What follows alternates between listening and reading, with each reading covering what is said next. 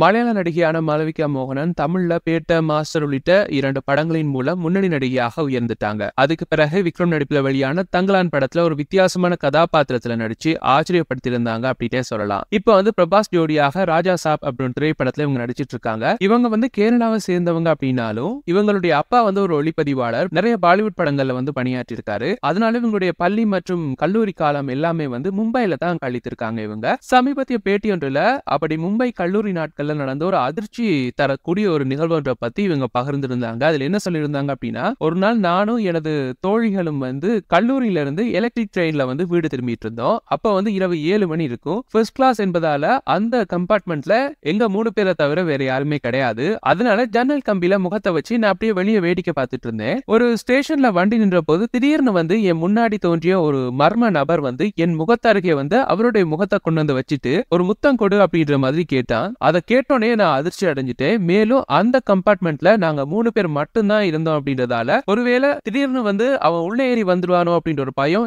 என்கிட்ட இருந்துட்டே இருந்துச்சு. அந்த வயதுல இந்த நிகழ்வுக்கு எப்படி ரியாக்ட் பண்றதுன்னு கூட எனக்கு தெரியல அப்படின்ற மாதிரி அவங்க சொல்லியிருக்காங்க. நல்ல வேளை ரயில் அங்க இருந்து கிளம்பிருச்சு. அதனால தப்பிச்சிட்டோம். இருந்தாலும் கிட்டத்தட்ட ஒரு 10 நிமிஷத்துக்கு மேல அந்த அதிர்ச்சியில இருந்து என்னால மீளவே முடியல. இப்ப மும்பை பாதுகாப்பான நகரம் அப்படின்னு சொன்னாலும் நான் அங்க படிச்ச காலங்கள்ல அப்படி இருந்ததில்ல. அந்த டைம் பாதுகாப்பே கிடையாது. பயத்தோடயே தான் நான் அங்க பயணித்திருந்தேன் அப்படின்ற மாதிரி அவங்க சொல்லியிருக்காங்க. அவங்க சொன்ன அந்த விஷயம் தான் பார்த்தோம் அப்படின்னா இப்ப சமூக வலைத்தளங்கள்ல வைரல் ஆயிட்டு இருக்கு.